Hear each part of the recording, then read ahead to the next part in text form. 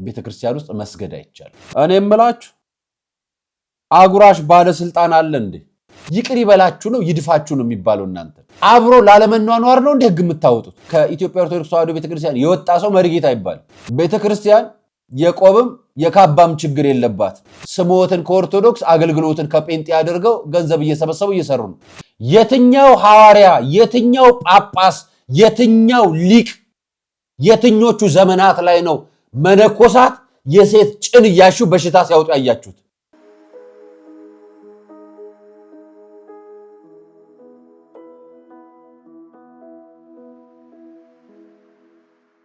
ሰላም ጤና ይስጥልኝ ውድ የቃል ቀን ሚዲያ ቤተሰቦቻችን እንደምን አላችሁ? በያላችሁበት ሰዓት አቆጣጠር እንዳላችሁበት ሁኔታ ሰላማችሁ ብዝት ይበል ማለት ፈልጋለሁ።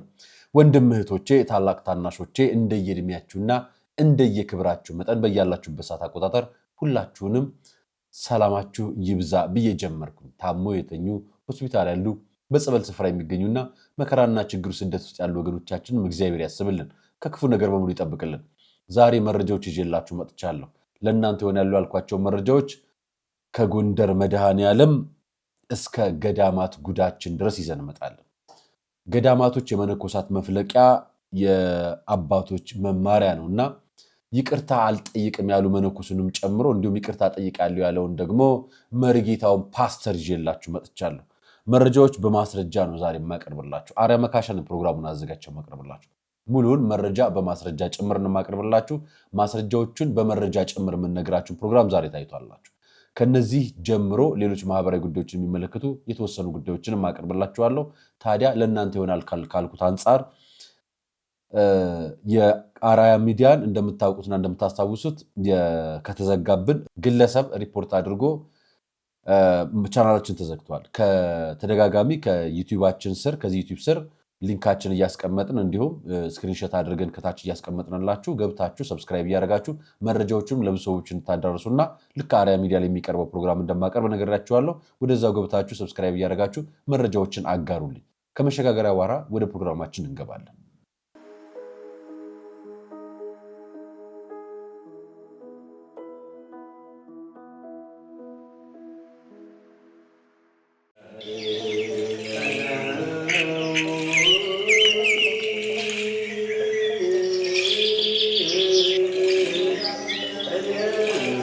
ሐዋርያት ጸጋ መንፈስ ቅዱስን ከተቀበሉ በኋላ ዓለምን ዕጣ ተጣጥለው ተከፋፍለው ዞሮ ከማስተማራቸው አስቀድመው የሥራቸው መጀመሪያ ጾምን አድርገዋል። እናም ለሥራችን መጀመሪያ ለሕይወታችን ጉዞ ጾምን አስቀድመን በገዳም ያሉ አባቶቻችንን በማስታወስ በመባ በስጦታችን ምጽዋታችንን እናስከትል። የሞታንሳ ማር ቅዱስ ሚካኤል አንድነት ገዳም የአባቶቻችንን በዓት ልንጨርስ ጥቂት ቀርቶናልና አግዙን። ጾሙን የበረከት ጾም ያድርግልን። አሜን።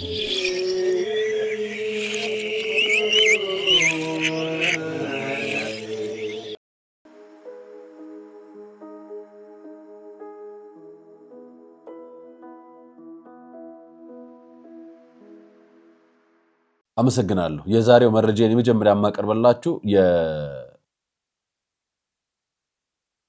መድኃኔዓለምን ጉዳይ ነው። ጎንደር ጋይንት ወረዳ ላይ የሚገኘው የአሮጌ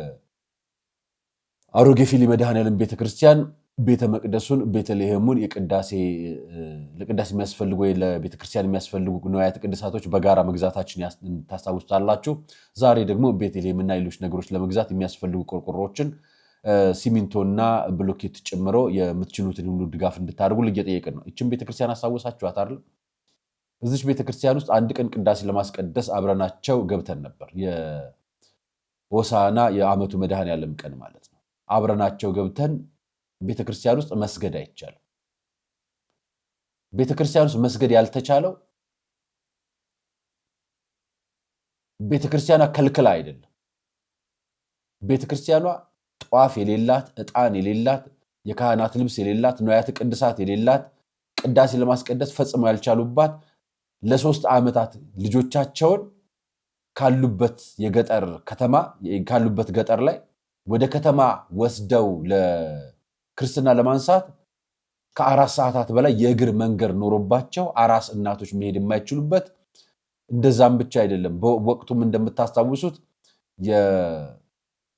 የፋኖና በመንግስት መከላከያ ሰራዊት መካከል ባሉ የግጭቶች ምክንያት ወይ ደግሞ ጦርነት ምክንያት ነዋሪዎች ከቦታ ቦታ በነፃነት መንቀሳቀስ ባለመቻላቸው ምክንያት ከ46 ልጆቻቸውን ያለ ጥምቀት ለ3 ዓመት ያኖሩ ነዋሪዎች የነበሩባት ስፍራ ነች። አሁን በቻልነው አቅም ቅዳሴ እንዲቀድስ የነበሩ ገበሬ ካህናቶች ወደ ክህነታቸው ተመልሰው ግብርናቸውንም ክህነታቸውን እንዲያገለግሉ ለማድረግ የጀመርንበት በቦታውም ላይ ንዋያተ ቅድሳት አስገብተን ቅዳሴ መቀደስ የጀመረበት የእመቤታችን ቅድስተ ቅዱሳን ድንግል ማርያም ጽላት ገብቶ መድኃኔዓለም እናትና ልጁ ባሉበት ቅዳሴ የሚቀደስበት ከፓውዛ ከመብራት ከማይክም ጨምሮ ድጋፍ የተደረገበት ነበርና ይህች ቦታ ላይ መስገድ አይቻልም። የማይቻለው ከጥበቱ አንጻር ነው።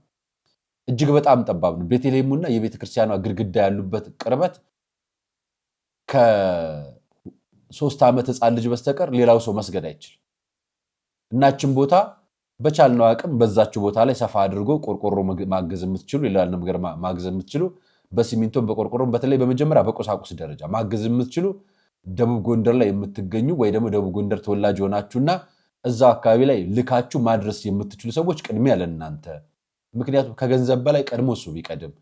እኛ ገንዘብ አንፈልግም፣ ንዋያተ ቅድሳን በቃን ያሉት የጎንደር የመድኃኔዓለም አባቶችን ሰምታችኋቸዋልና ገንዘብ ሰው ያስታል። እሱን አይደለም የምንፈልገው። እናንተ የፈለጋችሁት ቤተክርስቲያኑ እንዲሰራልን ነውና የፈለገነው እኛ ሌላ ነገር አንፈልግም። የካህናት ደሞዝ 2 ዓመት ችለናል እስከቻል ነው ባሁኑና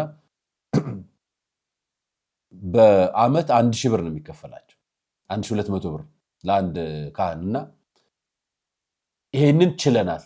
ግብርና ይሰራሉ፣ ክህነት ያደርጋሉና ክህነታቸውን ይፈጽማሉ። በቻሉት አቅም ይሄንን እየሰሩ ነውና እናንተ በቻላችሁት አቅም ቆርቆሮ የምትችሉ ቆርቆሮ፣ ሌላም ነገር ማድረግ የምትችሉ ድንገት ደግሞ መሄድን መላክም ያልቻላችሁ ደግሞ ከታች በምታዩ ስልክ ቁጥር በራሳቸው የቤተክርስቲያኑ አካውንት ገቢ እንድታደርጉ አሮጌ ፊሊ መድኃኔዓለም ቤተክርስቲያን ይላልና በሱ ገቢ እንድታደርጉላችሁ ቁጥሩን እናስቀምጠላችኋል። መደወልም ከፈለጋችሁ በኔም ቁጥር ሆነ ምናልባት መርዳት የምትፈልጉት ነገር ካለ መደወል ትችላላችሁ። ተጨማሪ ደግሞ እዛችሁ ቤተክርስቲያን ላይ አስተባብሮ የአካባቢው ተወላጅ የሆነና ካህን የሆነ ወንድማችን ቀሲስ የሆኑ አባታችን ቦታውን ያገለግላሉ፣ ያስተባብራሉ። ከዓለም አቀፍ ድጋፍ የሚመጣውንም በቀጥታ እዛው እንዲደርስ ያደርጋሉ። የማይፈልግ ነገርና የተገባን የበዛ ነገር ከሆነ አንፈልግም ብለዋል። ትዝ ይላችሁ ከነበረ መጋረጃው እንኳን በቃን ለኛ ይበዛብናል፣ እንዲናንተ ከተማ ላይ እንደምታዩት አይደለም የምንፈልገው፣ መንገድ ላይ የሚሸጠውን መጋረጃ ነው የሚያስፈልገን ብለው መንገድ ላይ ከሚሸጠው ነው ያስገዙንና ለምነናቸው እምቢ ብለውናልና እኛ ደግሞ የፈለግነው አሁን ስናስበው ቤተክርስቲያኗንስ ብንሰራት በረከት ብናገኝ አስራታችን በዚህ ጾም ብናወጣ እዛው ያሉ ምዕመናን ትዝ ይላችሁ ከነበረ የአርሲ ኦሮሞ ኦርቶዶክሳውያን የሆኑ ኦሮሞ ተወላጅ የሆኑ ኦርቶዶክሳውያን አፋቸው አማርኛ እንኳን መግባባት ያልቻሉ በስልክ ደውለውላቸው እዛ ደቡብ ጎንደር ላይ ምን ያህል ድጋፍ እንዳደረጉላቸው ነግረውናልና እግዚአብሔር ይስጣቸው ለሁሉ እና ለአርሲዎችም ሀዘን መግለጫ ማውጣታቸውን ታስታውሳላችሁና እንዲህ አድርገው ያሉ አባቶች ናቸውና ቤተክርስቲያንን እናግዝ፣ ከቤተክርስቲያን ጎን እንቁም እላችኋለሁ። ይሄ የመጀመሪያው መልእክቴ ነው። ከዚህ ጋር አያይዤ የማቀርብላችሁ ሌላኛው መረጃ ይሁን መሰላችሁ። ይሄን ቪዲዮ አየሁትና በጣም አሳዘነኝ።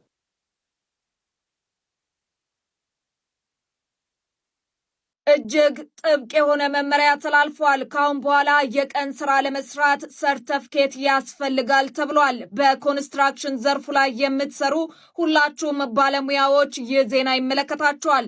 ከእንግዲህ ሰርተፍኬት የሌለው ማንኛውም ሰው ግንባታ ላይ እንዳይሳተፍ የሚከለክል አዲስ መመሪያ ሊወጣ መሆኑ ተሰምቷል። የከተማና መሰረተ ልማት ሚኒስቴር በኮንስትራክሽን ዘርፍ ላይ ያሉ ባለሙያዎችን ብቃት ለማረጋገጥ አዲስና አስገዳይ ስርዓትን እያዘጋጀሁ ነው ብሏል። ህጋዊ የሰርቲፊኬሽን ስርዓት ውስጥ ያላለፈ ማንኛውም ባለሙያ በየትኛውም የኮንስትራክሽን ስራ ላይ እንዳይሳተፍ ሙሉ በሙሉም ይታገዳል። ሂደቱ ሙሉ በሙሉ ህግ ሆኖ ለመተግበር ዓመታትን ሊፈጅ ቢችልም በአሁኑ ወቅት ግን ቅድመ ዝግጅቱና የተግባር እንቅስቃሴው በይፋ ተጀምረዋል። ለመሆኑ የአሰራር በኮንስትራክሽን ጥራት ላይ ምን ያህል ለውጥ ያመጣል ብላችሁ ታስባላችሁ?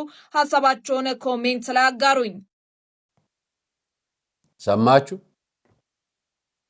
የቀን ስራ ለመስራት ቀን ሰራተኛ ለመሆን መታችሁ በእኔ ተመዝገቡ፣ ካልሆነ ግን የቀን ሰራተኛ ኢትዮጵያ ውስጥ ሆኖ መስራት አይቻልም፣ ይህ የሚተገበር ስራ ነው ብሏቸዋል መንግስት። እኔ እምላችሁ አጉራሽ ባለስልጣን አለ እንዴ?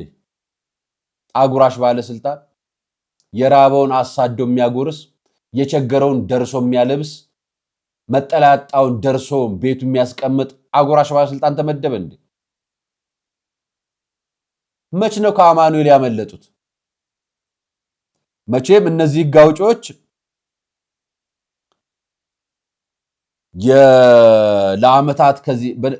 ለዓመታት በኋላ ይሄ ጉዳይ የሚተገበር እቅድ እያቀድን ነውና በነገራችን ሰርቲፊኬሽን የምትሏትን አንድ ጉዳይ ልንገራችሁ። የትራንስፖርትና ሎጂስቲክስ ሚኒስቴር አንድ ነገር ጀመረ። መንጃ ፈቃድ በድጋሚ አሰለጥናለሁ፣ መንጃ ፈቃድ እየነዱ ያሉትንም ድጋሚ ተፈትነው መሰልጠን አለባቸው። ወጪውን በራሳቸው ነው አለ። ወጪውን ማን ነው የሚያወጣው? ሹፌሩ። የሚከፈለው ለማን ነው? ለባለ ሀብት። ኮሚሽን የሚያገኘው ማን ነው? ብዙዎች እያሙ እንዳሉት ባለስልጣኖቹም ጭምር ናቸው ብለዋቸዋል። ዛሬ ደግሞ ከቀን ሰራተኛ ጉቦ መቀበል ፈለጋችሁ? ከናንተ ሰርቲፊኬት ለማግኘት ጉቦ እየከፈለ የሚቀበል ይሆን? መኖር አቅቶት ልጆቹን ማብላት አቅቶት መውጫ መግቢያ አቅቶት የገዛ ጉልበቱን ሲሚንቶ ለማብኳት ድንጋይ ለመፍለጥ ለሚወጣው ሰው ሰርቲፊኬት የሌለው ሰው ድንጋይ መፍለጥ አይችልም እያላችሁት ነው? እንደው አታፍሩ? ይሄን መመሪያ አዘጋጀን ብላችሁ ፒኤችዲ ይዛችሁ ዶክተሬት ይዛችሁ በሆነ ሙያ ተመረቃችሁ በሆነ ሚኒስቴር መስሪያ ቤት እየመራችሁ ህግና መመሪያ አረቀቀን ስትሉ አታፍሩ? አውሮፓና አሜሪካ ያደገው እኮ በአፍሪካውያን ባሪያዎች ነው። ባርነቱ አሁን የነዛን ሀገር ከተማ እንዴት እንዳሳደገው እንዴት እንደለወጠው እያያችሁት ነው። እናንተም ለመዝናኛ ለማጣቀሻ የምትጠቀሙት ከተማ ያን የሰለጠነ ከተማ ብላችሁ ነው። ባርነቱና ጉልበቱ ግን ከአፍሪካ ነው ሄደው፣ ያው ከኢትዮጵያ ብዙ ባይወሰድም አይደለ? አሁን ያን ባርነት በሰርቲፊኬት ልታረጉት ነው አይደለም? ኢትዮጵያ ውስጥ ያ ባርነት ለባለስልጣን ጉቦ፣ ለኃላፊ ጉቦ፣ ሰርቲፊኬሽን ለሚሰጥ ሰው ጉቦ ደግሞ ልትቀበሉ ነው። ይቅር ይበላችሁ ነው ይድፋችሁ ነው የሚባለው። እናንተ እውነት የቀን ሰራተኛ ፓስቲና ድንች እየበላ የሚኖራትን ደረቅ ዳቦ እየበላ የሚኖራትን እንኳን አለም የቀን ሰራተኛ መምህራንና የጤና ባለሙያዎች እኮ ዳቦ እንዴት እየበሉ ብጥስጣሽ እንዴት እየበሉ ማድሪያቸውን አጥተው መከራያ አጥተው እንዴት እንደተቸገሩ ደጋግመው ቪዲዮ ቀርጾ አሳይተውናል። ዛሬ ደግሞ ቀን ሰራተኛው ላይ ዘመታችሁበት። አብሮ ላለመኗኗር ነው እንደ ህግ የምታወጡት? ማጅራት መቺ ነፍሰ ገዳይ ታጣቂ ሆኖ ጫካ የሚገባ ሰው እያፈራችሁ ነው እንደ እንደገና ሰላምን ፈጥራለን የምትሉት? የእውነት መብላት ያቃተው ለምኖ መስራት። አሁን አዲስ አበባ ውስጥ መለመን የፖሊሶች ስራ ሆኗል። ፖሊሶች ለማኝን ማባረር፣ ደንቦች ማባረር ስራቸው ሆኗል፣ መደበኛ ስራቸው።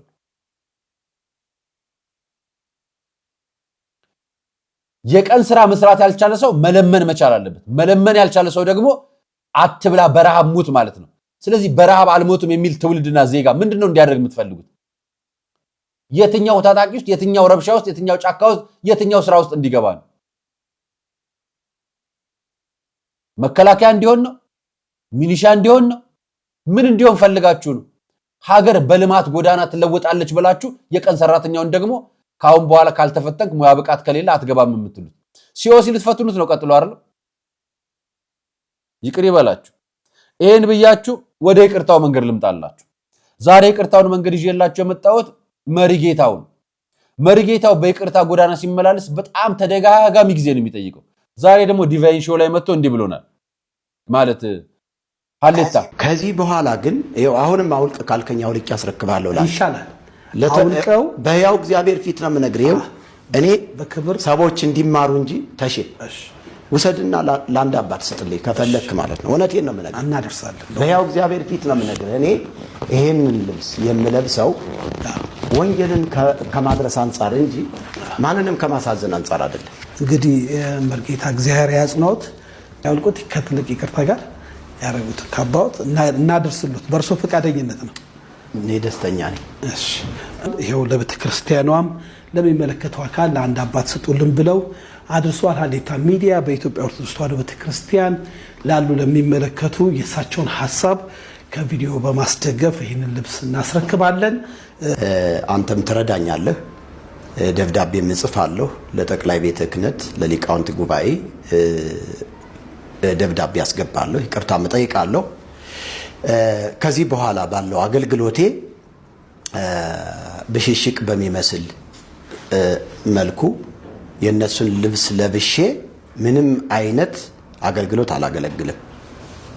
ኖርማሊ መዝሙርም አልዘምርም፣ የፕሮቴስታንት መዝሙር። አዎ እውነት ነው፣ ጴንጤ ነህ ብለውኛል። ጴንጤ ነኝ። ጴንጤነቴን እወደዋለሁ።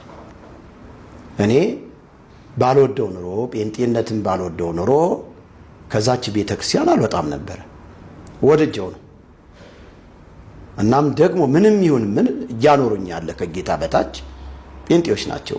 የዕለት እንጀራም ቢሆን የሚደግፉኝ ጴንጤዎች ናቸው። መሪጌታ ይቅርታ ጠይቋል። ጴንጤ ነህ ብለውኛል ብሏል። እኛ አላልንም። የጴንጤ ቸርች ከፍተሃል፣ ጎፋ አካባቢ ራስ ቸርች ከፍተህ እያገለገልክ ነው እና የፕሮቴስታንት ወንጌላውያን ህብረት ጋር ማስጠንቀቂያ ተሰጥቷል በራስ በኩል። ከዚህ በፊት ይቅርታ ጠይቃል ተደጋጋሚ። የመሪጌትነቱንም ስም ይዘዋል። በነገራችን ላይ ከኢትዮጵያ ኦርቶዶክስ ተዋሕዶ ቤተክርስቲያን የወጣ ሰው መሪጌታ ይባላል። ምርግትና የኢትዮጵያ ኦርቶዶክስ ተዋሕዶ ቤተክርስቲያን የአገልግሎት ማዕረግ ስም ነው። በቃ የኦርቶዶክስ ማዕረግ ስም ስጡኝ የጴንጤ አገልጋይ ነኝ አይባልም። ቆቡና ካባው ከገዳም አይደለም የተሰጠው፣ ለእርሱ ከመርካቶ ነው የገዙት። ቤተክርስቲያን የቆብም የካባም ችግር የለባት። የቤተክርስቲያን ጉዳይ የነፍስ ጉዳይ ነው። ምዕመናን የማዳን ጉዳይ ነው። ባለቤቶ እዛው ሚዲያ ላይ ወጥተው ቤተክርስቲያን ሳሉ በጥንቆላ ስራዎት፣ በኃጢአት በደሎት በፈጠሩት ጉዳይ እንዴት እንደፈጠሩቦትና እንዴት ችግር እንደተፈጠረባቸው ሲናገሩ የነበረው በራሱ በዛው ሚዲያ ላይ ነው፣ በሀሌታ ሚዲያ ላይ። ይሄን የሰማነው እዛው ነው። ቤተክርስቲያን ጠንቋይ ስለማትፈልግ ራሱ መንፈስ ቅዱስ በገዛ እጆ በገዛ ስራው ከቤተክርስቲያን ወጥተው ምንፍቅናን ወደው ተሐድሶ ነኝ ብለው ከተሐድሶ በኋላ ደግሞ የራሱን ቸርች ከፍተው በወንጌላውያን ህብረት ወይ ደግሞ በወንጌላውያን ህብረት ውስጥ ገብተው አገልጋይ ነኝ ብለው እያገለገሉ ነው። ስሞትን ከኦርቶዶክስ አገልግሎትን ከጴንጤ አድርገው ገንዘብ እየሰበሰቡ እየሰሩ ነው። ቤተክርስቲያን ልጆቿን ትፈልጋለች፣ የትም ቦታ ላይ ይቅርታ ትቀበላለች ለሁሉም ሰው። ነገር ግን አሁንም በቤተክርስቲያን ውስጥ አገልግሎትና ካባ እኛ አንፈልግም። ሊቃውንት ጉባኤ የእርሶን ደብዳቤ በግል የሚጠቀምበት ምንም ምክንያት የለም። ሊቃውንት ጉባኤ በጣም ብዙ ስራ አለባቸው። ሊቃውንቶቹ እንደዚህ የዋዛና ፈዛዛ ጉዳይ የእንቶ ፈንቶ ጉዳይ የሚመለከቱ አይደለም። መንፈሳዊ ሊቅነታቸውን መንፈሳዊ አስተምህሮታቸውን በቤተክርስቲያን ስላለው ስርዓት መከታተልና ስለሱ መቀጠል እንጂ በውጭ ያለ ቀድሞ መሪጌታ የነበረ የካደና በምንፍቅና የሚኖር ሰው መጥቶ መግለጫ ሰጥቶ ካሁን በኋላ በብሽቅ አልሰራም። እኛ ምን አገባ? ብሽሽቁ ምኑም ከገባ ማህበራዊ ሚዲያ ላይ ስላሉ ሰዎች እንጂ የቤተክርስቲያን መዋቅር ስላለ አባት አይደለም የሚመለከተው። ስለዚህ ተውልላችሁ። እኛ አባት ደግሞ ይቅርታ የጠየቁት ምንፍቅና ውስጥ ያሉት ናቸው። እዚህ ያሉት ደግሞ ከጭን ስራ አልወጣም ያሉትን ደግሞ ካህን ላሳያችሁ። መነኩሴ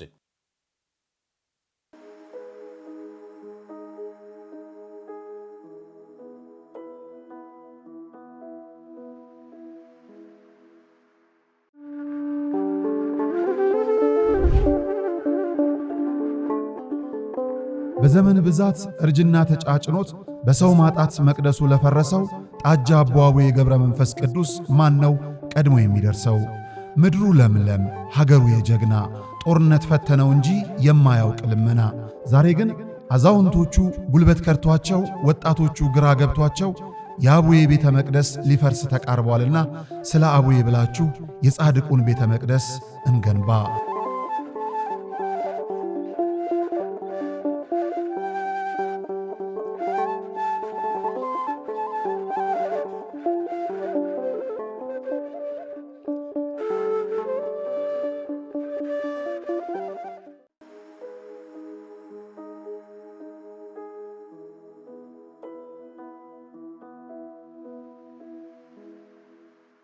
አንዳችም ከስርዓቱ ከቤተክርስቲያን ስርዓት ፈቀቅ ያልነበትም ይሄድንበትም ነገር የለም። ሰሞኑን በሚዲያ ላይ የተገለጸው እንደዚሁ ከታማሚ እንግዲህ ከ6 ወር ያላነሰ እዚሁ ቁጭ ብላ ስትረዳ ወንድነው ወደ ቤተሰቦቹ ሄዳለች። የታመመው ሰው በጣም ያሳዝናል። መተው እግራችን በቅባ ቅዱስ ሹልን፣ ወገባችን ሹልን፣ መዳንን እንፈልጋለን እርዱን የሚሉ ብዙ ምእመናን አሉ። አንካሳው ነው በዱላው መተው እጅግ በጣም ድነው ቆመው እየሄዱ ያየንበት ሁኔታ አለ። መካኖች አይወልዱም ተብሎ የተባሉት ከውጭ ድረስ በመምጣት እግዚአብሔር ድንቅ ስራው እየተገለጸ ያለበት ታሪክ ቦታ ነው። ይቅርታ ግን የሚያስጠይቅ አይደለም። ምክንያቱም የታመመ ሰው ነው ያዳነው፣ አገልግሎት ነው የሰጠን። ይሄን ደግሞ በቅባ ቅዱስ ነው የታሸው። በቅባ ቅዱስ እናሸው ደግሞ በጣም ብዙ ሰው ስፍር ቁጥር የሌለው ሰው ድኗል ማለት ነው። ምናልባት ሰሞኑን ትንሽ አንዳንድ የመጡ ነገሮችን የተመለከትን ነገር አለ። ካህናቱ በአውደ ምሕረት ላይ በተሰበሰቡበት ምእመናን ባሉበት ነው እንጂ በተለየ በሆነ ቦታ ላይ የሚሰጥ አገልግሎት እንዳይደለ ካህናቱ ባለበት በአውደ ምሕረት ላይ ነው የሴት ጭን ያሸነው ነው መልእክቱ። የሴት ጭን ማሸት እንችላለን፣ ገብተን ደግሞ ሌላም አካል ማሸት እንችላለን፣ ገብተን ደግሞ በሽታ ያለበትን በእጃችን አሽተን ገፍተን እናወጣለን ነው መልእክቱ። የቤተክርስቲያን ስርዓት አላፋልስንም የሚባለው በዚህ ነው። ቤተክርስቲያን እኮ የሴት ጥምቀት ራሱ ገለዋ እንዳይታይ በአጥማቂ ስም በእጅ የተሻሽ እንዳትጠመቅ እኮ ታዛለች። እንኳን አይደለም ቪዲዮ ቀርጻችሁ የሴት ጭን ያሻሻችሁ ቪዲዮ ቀርጻችሁ ልትለቁልን ቀርቶ ደኮ ህገ ቤተክርስቲያን ቃላዋዲ ላይ የእምነቱን አማኝ ስርዓት መጠበቅ ግዴታ አለብን። መንፈሳዊ አገልግሎቱን አዳን እንጂ ካላችሁ አንድ ጥቅስ ልጥቀስላችሁ ልንገራችሁ። እንደውም ጥቅሱን አንቀጹን አልነግራችሁም፣ እናንተ ታውቁታላችሁ፣ ፈልጋችሁ ድረሱበት። በስም ብዙ ተአምራትን ሰርቻለሁ ብለው ይነግሩኛል፣ እኔ ግን አላውቃቸውም ይላል ክርስቶስ። አይደለም? ይሄን ቃልስ አታስታውሱትም? አታውቁትም? የትኛው ሐዋርያ፣ የትኛው ጳጳስ፣ የትኛው ሊቅ፣ የትኞቹ ዘመናት ላይ ነው መነኮሳት የሴት ጭን ያሹ በሽታ ሲያወጡ ያያችሁት? ጉዳይ እኮ የሴት ጭን ስር እየገባችሁ ቪዲዮ እየቀረጻችሁ ለምን ለቀቃችሁ? የቤተክርስቲያን ክብር አይደለም? ትክክልም አይደለም ነው ያልናችሁ። እንደሱ ከሆነማ እኮ በኔ ላብ ሶፍት ጠርጌ አስረገዝኩ ያለ እኮ ፓስተር አለ። እሱም እኮ በክርስቶስ ስም ነው አስረገዝኩ የሚለው። እናቴ ያለ አባድ ወለደችኝ ያለ ፓስተር አለ እኮ። ብልቴ 4 ቀለም አለው ያለ እኮ ፓስተር አለ እኮ። ይሄን ክርስቶስ ተአምር ሊሰራብኝ ነው ያላለ። እሱም እግዚአብሔር ተአምር ነው ልትሉን ነው? እኛ ቤት እኮ እንደናንተ እንደነሱ ናችሁ። የሴት ጭን ያሻው በሽታ አወጣው ፈወስን እንጂ ሌላ ምን አረግን? እነዛም እኮ ፈወስን እንጂ ሌላ ምን አረግን ይላሉ። ክርስቶስ ደግሞ እንዲህ ብሎናል፣ በስም ብዙ ተአምራትን አድርገናል ብለውኛል፣ እኔ ግን አላውቃችሁም እላቸዋለሁ። ምን ስለጣሱ? ስራ ስለጣሱ። ምን ስለጣሱ? የእግዚአብሔርን መንገድ ስለተው። አያችሁ? ከዚህ አንጻር ለምንድነው ራሳችሁን በትዕቢት በመታበይ የምትመለከቱት? ምንኩስናችሁ ለድፍረት ነው እንዴ? ምንኩስናችሁ ለመዘበት ነው እንዴ? ምንኩስናችሁ የሴት ገላ ለማየት ነው እንዴ? ምንኩስናችሁ ለመዘሞት ነው እንዴ? ይቅርታ አድርጉልኝ፣ ለመዘሞት አልኩት። ለምን መሰላችሁ ለመዘሞት ያልኩት? ቀጥሎ ቪዲዮ አሳያችኋለሁ። እኚህ መነኩሴ እንዲህ ያሉ። በነገራችን ላይ የማናስተውለው አንድ ነገር አለ። ለዚህ ነው ዛሬ እኔን ትምህርት ርዕስ ያነሳውበት ለበውክሙኑ ታስተውላላችሁ ያልኩበት አንድ ምክንያት ምን መሰላችሁ? ሁላችሁም ኦርቶዶክሳውያን አባት ያስፈልገናል አያስፈልገንም? ያስፈልገናል አያስፈልገንም? እኔ እግዚአብሔር ይመስገን ንስሐ ልጅ የለኝም። ደግሞ ለምን እንብላችሁ እንዳትጠይቁኝ አልናገር። ዛሬ አባቶች ተጠልተዋል አይደል? አታስፈልጉንም የሚል መጥቷል። ዛሬ በመነኮሳት ይምጣ እንጂ ነገ ወደ ካህናቱ ይቀጥል። መነኩሴ ምን ያደርግልናል? መነኩሴ ቤተክርስቲያን አገለገለኝ። ሱቅ ከፍቶ ሆቴል ከፍቶ ንግድ ጀመረ። ምኑ የትኛው ደሞዝ ሊቀርብኝ? ብፁዕ ወቅዱስ አባታችን አቡነ ተክለ ሃይማኖት እኛ ግብፃውያንን አይደለም ምሳሌ የምናደርገው ኢትዮጵያውያንን ነው። እኛ የተክልየ ልጆች ነን። አቡነ ተክለ ሃይማኖት በበዓት የኖሩበት ጊዜ አለ። አዎ ደግሞ ከበዓታቸው ወጥተው ደግሞ ዞረው ተዟዙረው ወንጌል አገልግለዋል። ይካዳል? እያደረግነው ያለነው ነገር ልክ አይደለም። ደግሜ ልንገር፣ ሀዲዱን ስተናል። ኦርቶዶክሳውያን መነኮሳት ሀዲዱን ስታችኋል። ህዝቡ አይደለም ሀዲድ የሳተው፣ በእናንተ ስራ ነው ሀዲድ የተሳተው። እኚሁ መነኮስ የሴት ጭስን ገብተው ልክ አይደለም ሲባሉ እኔ ፈወስኩ እንጂ ምን አደረግኩ ብሎ በአደባባይ ሲናገር እኮ ልክ አይደለም ያልነው መነኮሳት ስተዋል። ለነዚህ እኮ ነው መልካም ለሰሩትማ ማን ተናገረ? ላጠፉት እኮ ነው ንግግሩ። ላሳያችሁ፣ ልጨምርላችሁ። እኚሁ አሁን የተናገሩት እኮ መነኮስ የፓፓዬ እምነት ብለው ገዳሙ ሲያስተዋውቁ አይተናል። አቡነ ተክለ ሃይማኖት ናቸው የፓፓዬ መነኮስ ያስተዋውቁት። ቅዱስ ሚናስ ነው የቃሪያም እምነት ያስተዋወቀው። ስውሯ ማርያም ነች የቅቤ እምነት የምታስተዋውቀው። እኚሁ መነኮስ እኮ ስለ ቅቤ እምነት ስለ ፓፓዬ እምነት ያስተዋወቁ ናቸው። ተዋህዲውን ስተዋል ብለው የሚናገሩት መነኮሳትን አትንኩን የሚሉት። በነገራችን ላይ ዱርዬ መነኮሳት፣ ወንጀለኛ የሆኑ መነኮሳት፣ አጥፊ የሆኑ መነኮሳት ከከተማ እስካሉ ድረስ ደናዎቹ መነኮሳት ማገልገል አይችሉም። ስማቸውን የሚያጠፉት እነዚህ ናቸው። እየተናገረ ያለው ምዕመኑ በቤተ ክርስቲያን ስም ስለሚዘርፈው መነኮስ፣ በቤተ ክርስቲያን ስም ፈውስ አደረግኩ እያለ የሴት ጭን የሴት ገላ እየሻሸ እየዳበሰ ከምግባር ከስርዓት ውጭ እያደረገ ስላለው መነኮስ፣ በእምነት ስም ቀኑና እየጣሰ ስለ ቅቤ እምነት የሚያስተዋውቀውን መነኮስ፣ የፓፓዬ እምነትን የሚያስተዋውቀውን መነኮስ ነው እየተናገረ ያለው ህዝቡ። በምንኩስናው በአገልግሎቱ በቤተ ክርስቲያን ስርዓቱ ለሚጠብቀው መነኮስና ለብዙሃኑ መነኮስ አይደለም። ከተማ እየኖረ እያጨበረበረ ስላለው መነኮስ ነው እየተነገረ ያለው። ኢትዮጵያ ውስጥ ነው የምነግራችሁ። እኔ ሚዲያ ላይ መስራት ከጀመርኩ ጀምሮ እንደው ቤተክርስቲያንም ሲሄድ ከማውቃቸው መረጃዎች ጀምሮ አብዛኛው ችግሮች በመነኮሳት በአስተዳዳሪዎች ነው ቤተክርስቲያን እየተበጠበጠች ያለችው። እወስዳችኋለሁ ከፈለጋችሁ። መነኮስ እኮ ነው ፓትርያርክ ነኝ ብሎ ምዕራብ ምስራቅ ጎጃም ላይ ተቀመጠው። የከተማ መነኮሳት ችግር የምንለው ይሄንን እኮ ነው።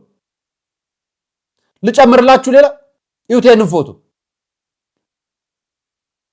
መቼም ወንጌል እየሰበካት ነው አትሉኝም? ይሄን ፎቶ አይታችሁ ልጨምርላችሁ። እኚህን መነኮስ ታውቋቸዋላችሁ አይደል? እነኚህን የወቀሳችሁ መነኮሳት አላችሁ ወይ? ስርዓት ያሳዛችሁ መነኮሳት አላችሁ ወይ? ከተማ ያላችሁ መነኮሳት እናንተ አትናገሩን። ህዝቡ ሀዲዱን ሳተ የምትሉትን እናንተ ሀዲዱን ስታችሁ አይደለም ጠልቃችኋል። ከገድባችሁበት ገደል ውጡልን እያልን ነው እኛ። እኚህን መነኮስ ተናገረ ማን ነው ያለው? ንብረት ሳያስረክቡ ፍርድ ቤት ሳይቀርቡ ተፈርዶባቸው ልጃቸው መሆናቸው የተገለጸው እኮ እኚህን እማሆይ ደፍረው ነው። እና መነኮሱ ትክክለኛ መንገድ ላይ ሀዲድ ላይ ነው ያለው። የከተማ መነኮሳት ማለት እነዚህን አይነት ነው። ልጥቀስላችሁ፣ ልጨምርላችሁ። እኚህን መነኮስ ታውቋቸዋላችሁ? ቢንያም ይባላል። ጳጳስ ካልሆንኩ ያሉ መነኮስ ናቸው። አሁን ትዳር መስርተው በመነጽርና በሱፍ ቆመው እንደዚህ እግራቸውን ሰቅሎ ፎቶ ተነስተው የምታዩቸው። ጵጵስናው ሲተውና ምንኩስናው ላይ ቁጭ አድርገው ጸጥ ሲሉ ሲባሉ ወይ ገንዘብ የሚበላበት ወይ ምናምን ሲታጣ ደግሞ ይኸው ሴት ጭን ስር ተገኙ፣ ወይ ደግሞ እኛ እንኳን አልተገኙ፣ እኛ አግብተው ታዩ በሰላሙ በመልካም። እና መነኮሳት ዱርዬ አይደሉም ነው የምትሉኝ? እነዚህን እኮ ነው እኛ የምንወቅሰው። እንዲሆኑትን እምነት የሚነግዱትን በቤተ ክርስቲያን ቀኑና የጣሱትን የቅቤ እምነት፣ የበሶ እምነት፣ የማር እምነት፣ የቃሪያ እምነት፣ የፓፓዬ እምነት ምናምን እያላችሁ የምትሰጡትን እናንተን ነው እኛ እየወቀስን ያለ ነው። ቤተ ክርስቲያን እየበጠበጣችሁ ያላችሁትን፣ ምዕመናን እየከፈላችሁ ያላችሁትን ከሀገር ውስጥም ከሀገር ውጭም ጨምሮ የእናንተ ምንኩስና ነው፣ የከተማ ምንኩስና ዱርዬነት ነው እያልን ያለ ነው እንጂ መነኮሳት ሁሉ አልተቀጠቀሱም። የዋልድባ አባቶች፣ የደብረ ሊባኖስ አባቶች፣ የዘጌ አባቶች መነኮሳት ከተማ ተቀምጠው በምንኩስናቸው ለፈጣሪያቸው ተገዝተው ወንጌል እያሰበኩ በስነ ስርዓት መስተዳድሩትን አይደለም እያልን እያንዳንዱ ብጥብጥ ያለበት ቤተክርስቲያን የመነኮሳት ችግር ነው። እያንዳንዱ የጸበልና የጥምቀት ቦታ ያለ ችግር የመነኮሳት ችግር ነው። እያንዳንዱ የእምነት ኑፋቄ ያመጡ ያሉት ችግር የመነኮሳት ችግር ነው። እያንዳንዱ የሴት ጽንስ እየተገኙ ያሉት ችግር የመነኮሳት ችግር ነው። ይሄን ነው እየተቃወመ ያለው ህዝብ። አብራችሁ መቃወም ሲገባችሁ እንዴ ዝም አላችሁ እናንተ? ላሳያችሁ በቪዲዮ ጭምር። ያው ቤተክርስቲያን ውስጥ ደግሞ ቤተ መቅደስ የገቡ ዘፋኞች ወዴት እንሂድ ወገኖች? የት እንደምንሄድ ግራ ገብቶናል። የክርስቶስ ሰላም በያላችሁበት ይብዛላችሁ። እንዴት ናችሁ? እኔ ሰላም አይደለሁም፣ እግዚአብሔር ይመስገን። አዎ ዛሬ የግለሰብን ዕውቀት፣ የግለሰብን ችሎታ፣ የግለሰብን ፍልስፍና ወደ ቤተ ክርስቲያን እያመጣን አምልኮተ እግዚአብሔርን በሰው ክብር፣ በሰዎች አስተሳሰብ እየበረዝን ለብዙዎች እንቅፋት እየሆንን እንገኛለን። መጽሐፍ እንደምናገር ከነዚህ ለተናናሾቹ እንቅፋት ከመሆን የወፍጮ ድንጋይ በአንገታችሁ ላይ ታስሮ ወደ ጥልቅ ጉድጓድ ብትወረወሩ ይሻላችኋል ይላል። አዎ እነዚህ ቤተ መቅደስ የገቡ ዘፋኞች የዓለም ጭፈራ አለበቃ ብሏቸው ስላልወጣላቸው ሳይረዱና ሳያውቁ ወደ ቤተ ክርስቲያን እድል አግኝቶ ስለገቡ የእግዚአብሔርን የአምልኮ ስርዓትን በግለሰብ አስተሳሰብ በዚህ ልክ ለውጦታል። እና ሪሊ ከዚህ በፊት እንደዚህ አይነት የአምልኮ ስርዓት ነበረ?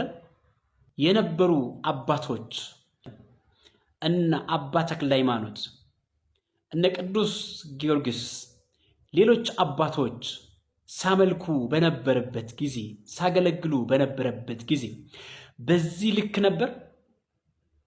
ከወንጌል ብዙ ጥቅስ እንደምታመጡልኝ አውቀዋለሁ። የራሳችሁን ጥፋት ለመሸፈን ዘፈንን አሽሞንምናችሁ አሳምራችሁ የወንጌል ጥቅስ በወንጌል ጥቅስ እየደገፋችሁ የራሳችሁን ጉለት መጽሐፍ ቅዱስ እንዳዘዛችሁ አድርጋችሁ እንደምትናገሩ አምናለሁ። ነገር ግን እውነት ይሄ የእግዚአብሔር አምልኮ የእግዚአብሔር መንፈስ ያለበት አገልግሎት ነው? ለኔ አይደለም። ለብዙዎች መሰናከያ ለመሆን የተዘጋጃችሁ እናንተ ዘፋኞች፣ ብዙዎች ከቤተ መቅደስ እንዲሸሹ፣ ብዙዎች ከእግዚአብሔር እቅፍ እንዲወጡ እያደረጋችሁ በዚህ ልክ በዳንስና በዳንክራ በጨፈራ የምታገለግሉ ከሆነ ቢቀርባችሁ። አዎ አይ ባይ ካላችሁ አይ ባይ ያስፈልጋችኋል። በመንፈስ ተመስጣችሁ በአገልግሎቱ ተመስጣችሁ ሳይሆን በውድድር ውስጥ ናችሁ ያላችሁ። በውድድር ነው ይሄን ሁሉ የምታደርጉት።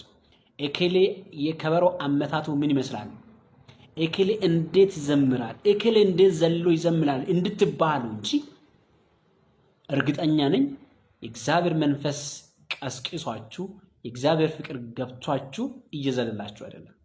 እልቁንስ በሰው ሰራሽ ዕውቀት ብዙ መመራመራችሁ፣ ብዙ ዕውቀት ቢኖራችሁም መንፈሳዊ ዕውቀት መንፈሳዊ ብስለት ከሌለ ለብዙዎች የሞት መንገድ ትሆናላችሁ። ፕሊዝ ከመቅደስ ውጡልን። ይቅር፣ ዝማሬውም ቅዳሴውም አገልግሎቱም ይቅር። ድሮስ ቤተክርስቲያን ተዘግታ ነው ያለችው፣ አሁንም ትዘጋ። እናንተ ከምትጨፍሩበት፣ እናንተ እንደፈለጋችሁ ከምትቦርቁበት ይዘጋ። እግዚአብሔር በሁሉም ቦታ ይመለካል። ይሄ የግሌ የራሴ ምልከታ ነው።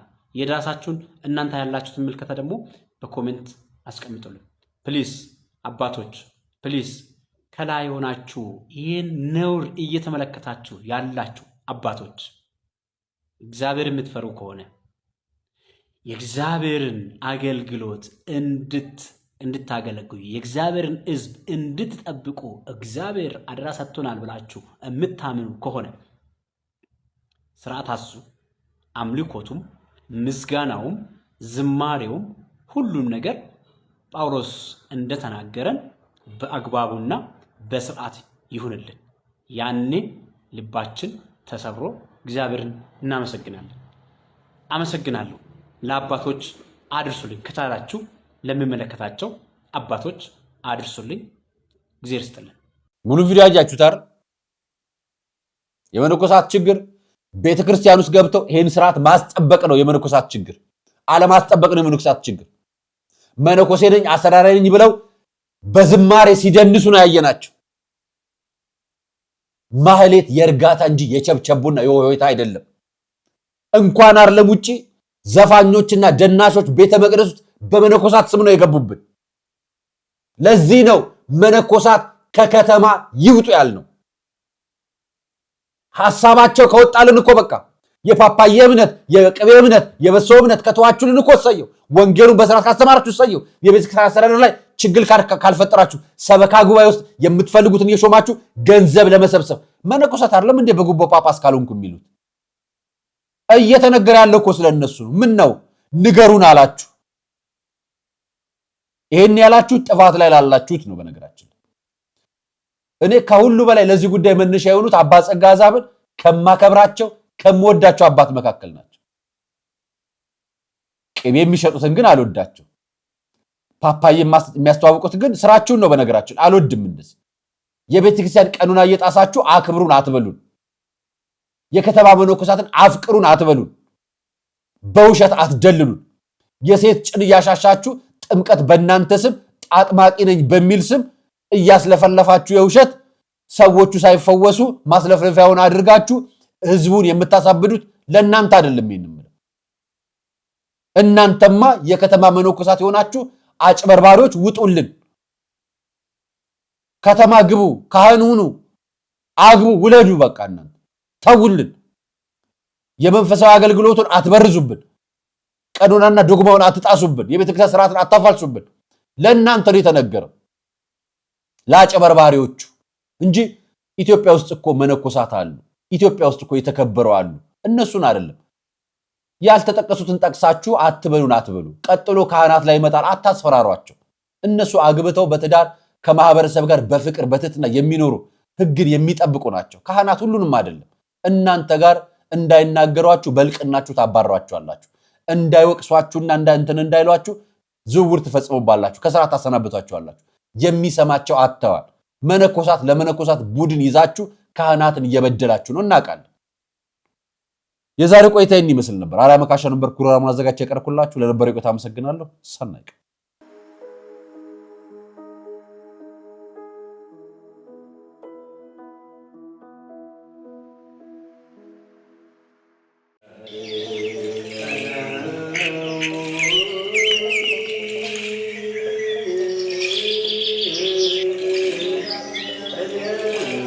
ሐዋርያት ጸጋ መንፈስ ቅዱስን ከተቀበሉ በኋላ ዓለምን ዕጣ ተጣጥለው ተከፋፍለው ዞሮ ከማስተማራቸው አስቀድመው የሥራቸው መጀመሪያ ጾምን አድርገዋል።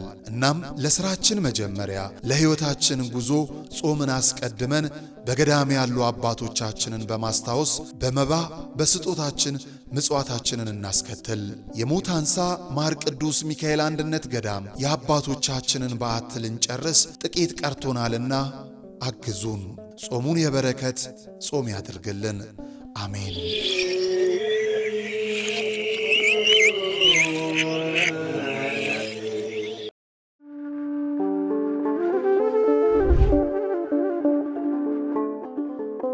በዘመን ብዛት እርጅና ተጫጭኖት በሰው ማጣት መቅደሱ ለፈረሰው ጣጃ አቧዌ ገብረ መንፈስ ቅዱስ ማን ነው ቀድሞ የሚደርሰው?